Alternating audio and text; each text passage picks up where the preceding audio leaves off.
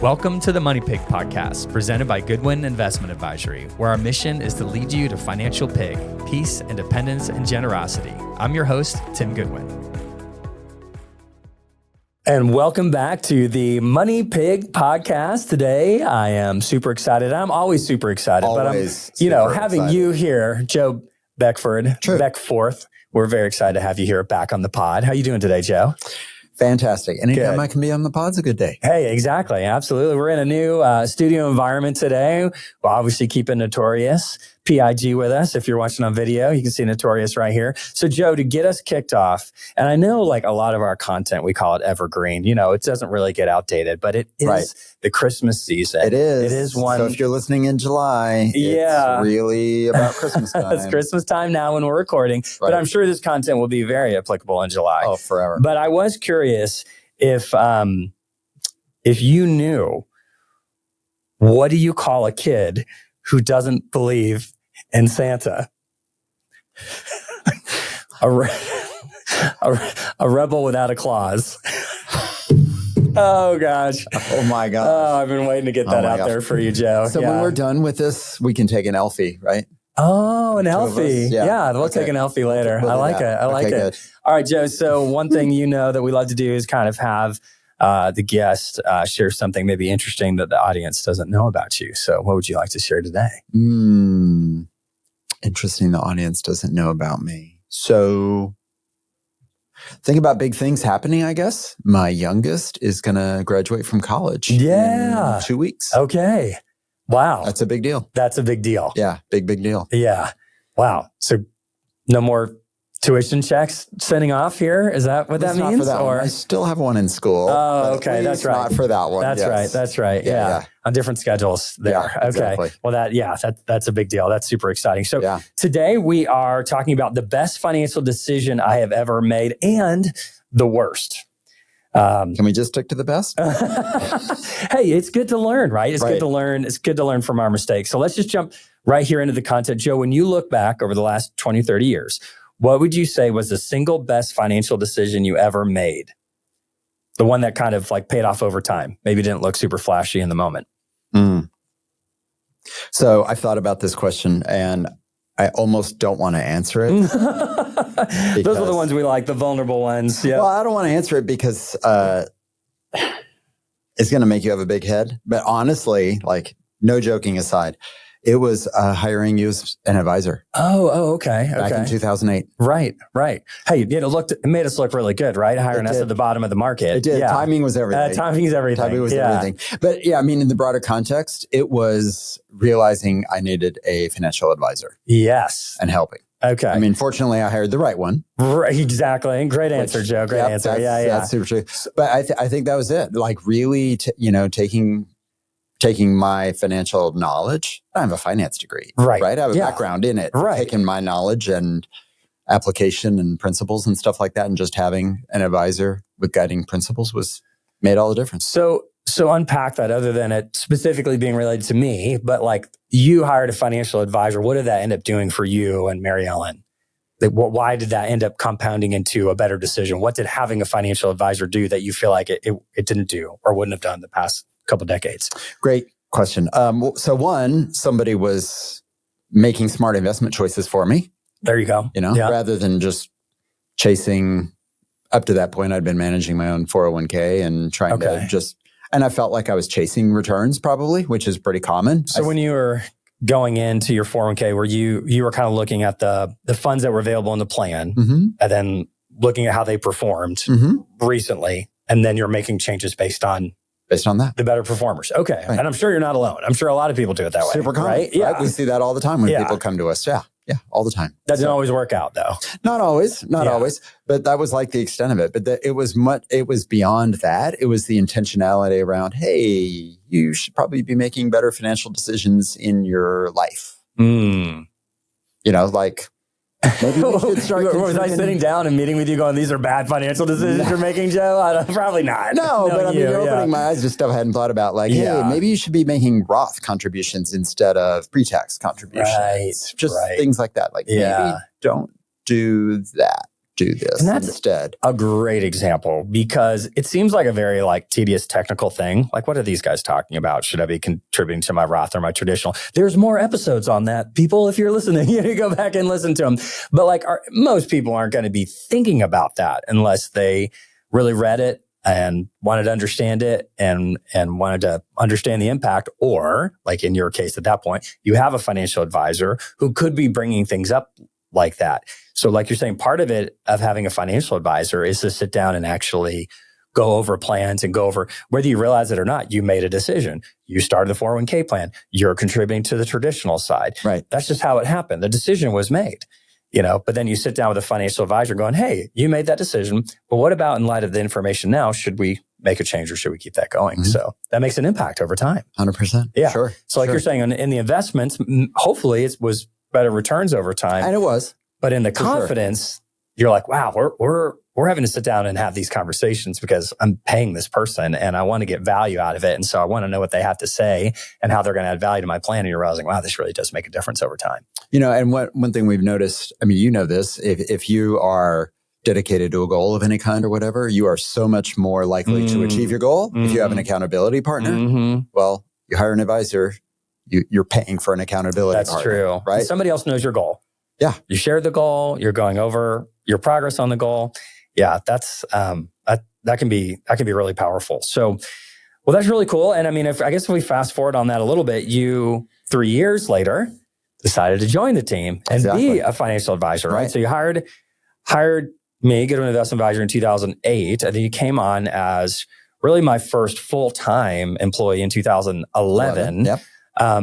So I guess what you're saying is that 3-year experience, you're like, wow, this is making a difference for me. And I remember talking to you about that in 2011. I was like, look, I need an advisor. And out of all the clients I have, you ask the best questions. You ask the most questions. You understand it the most.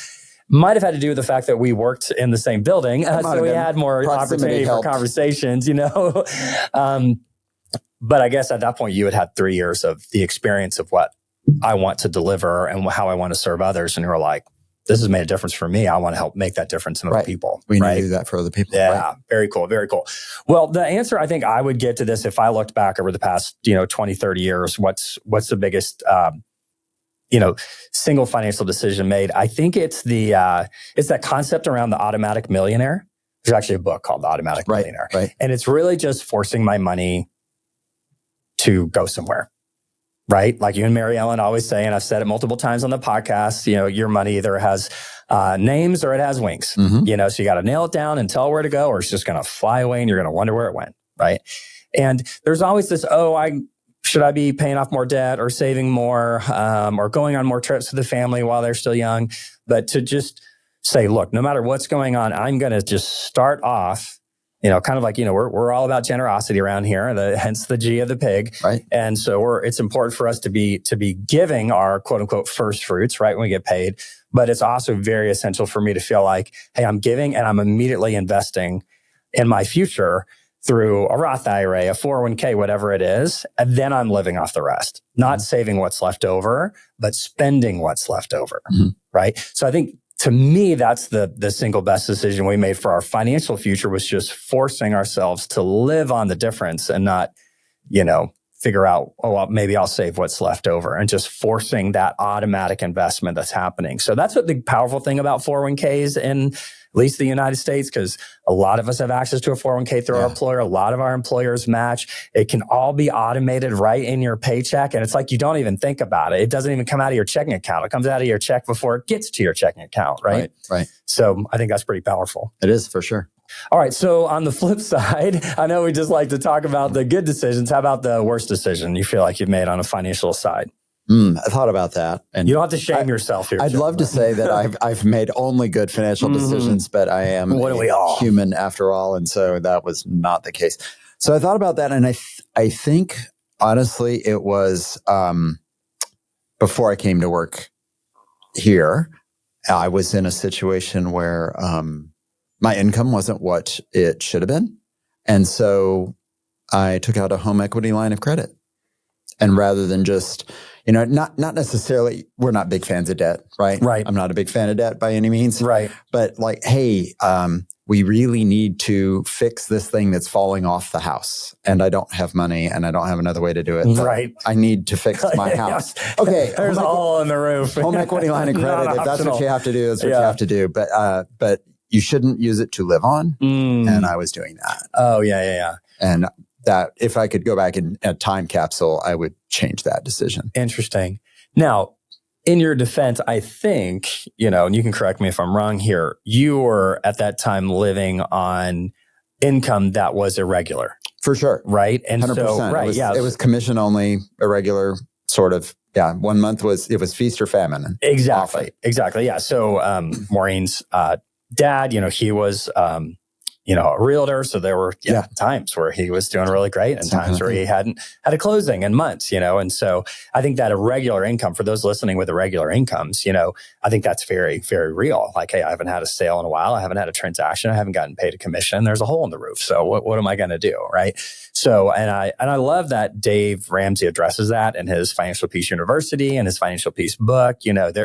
It's even more so reasons to budget because you don't have that consistent income. For sure. Yeah. So, so that's huge. Yeah. So you were saying, but ultimately it's like you borrow on the equity line. Now you have another payment while you don't have, consistent income. Right. It just creates more stress, your problem, right? Is that why I guess I'm filling in your gaps to the question of, well, why are you saying that was the worst decision you made? Yeah. Because it was one of those like, well, okay, but it pushed today's problem to tomorrow. Is what it did, right? So, I have an income gap now, but I don't have to worry about it because I got this. But they don't give equity lines for free. You're going to pay interest on that. And so you're just making the hole bigger. Yeah. That you're going to have to dig out of longer.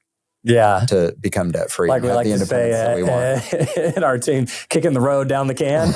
Exactly. We say it backwards, but it just makes us laugh. So, for that question, what was the worst financial decision I made? I'm with you. And I'm really not joking and trying to do any false humility here. Like I really do have a lot. And it's part of my story and part of why we have this company, is the large number of financial mistakes that I've made up to the point where I figured it out. And so I guess if I could pick two, maybe just more like conceptual thing, one was, and maybe all these listeners are past this. Maybe you guys are all past this if you're listening to this, but I definitely had to deal with that keeping up with the Joneses thing. Yeah. So when we were...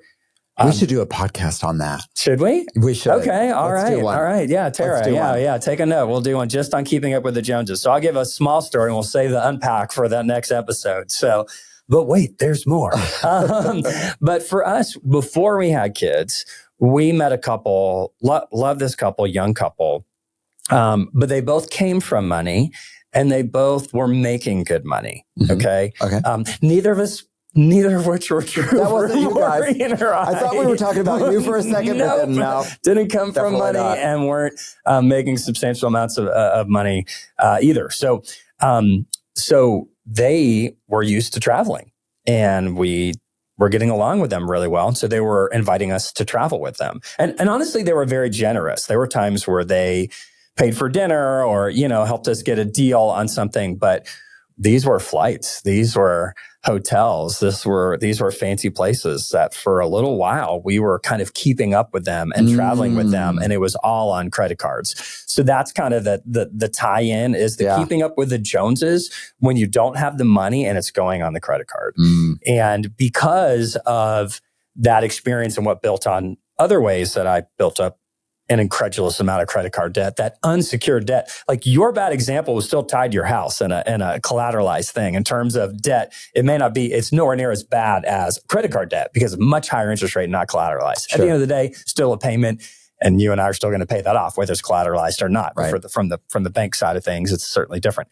So I think that would be kind of my number one combo thing of keeping up with the Joneses and using credit cards. And then just the second worst decision is just this learning to delay gratification. Just because you want it doesn't mean you have to have it now. If you want it enough, you can have it. You just have to budget for it and buy it over time. And this concept of just, if you don't have the cash, you can't afford it. Right. That was something that really Dave Ramsey had to teach me, because what culture in the world and in a community teaches you is you can afford it if you can afford the payment. Right.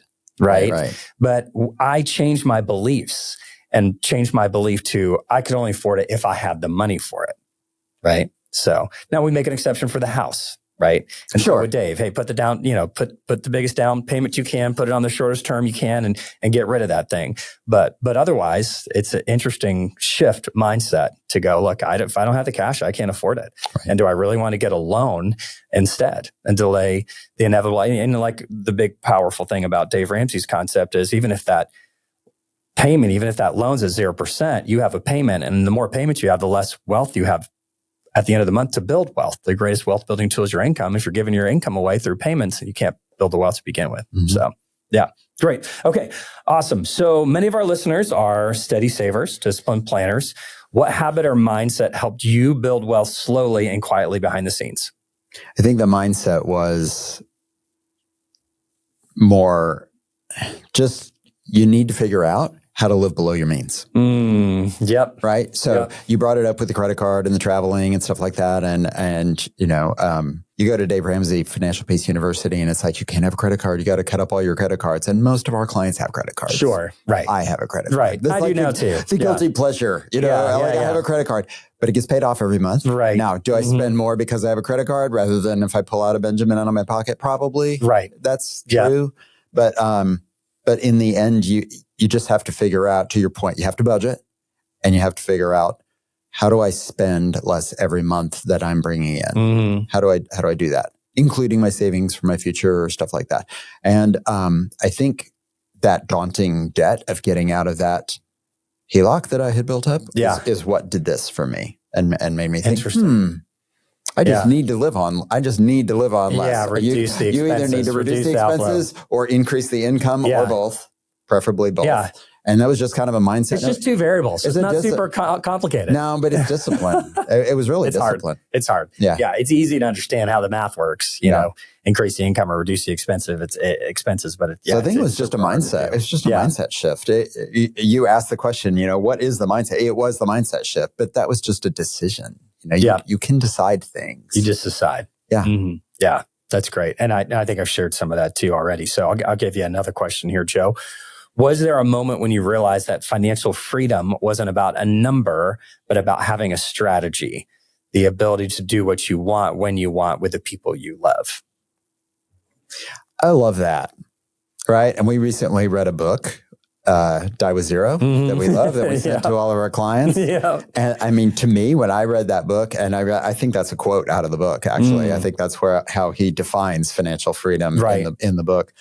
And I felt like that was actually, when we read that book, was probably when I realized that is what it is. Even though we talk about it all the time. We talk about financial freedom and your ability to do what you want and what does independence look like, and you can do what you want. But I love the way that was articulated the most. One of the things I hear from clients all the time, and we talk about this all the time, is how much is enough? Mm-hmm. And usually, especially if it's somebody who hasn't had an advisor before and they're coming to us new, what's the answer? Just a little bit more. Yeah. More. Mm-hmm. There's not a dollar amount. There's never, there's just this it's hard to stop moving the finish line that you're never going to get to, right? Mm-hmm. Yeah, the goalpost keeps moving in front of you. So how do you come to a realization that there is no goalpost? There's just not. It's just, how do you feel? So the peace part, do your budget, figure out, can I afford to live? Have a plan. You have an advisor.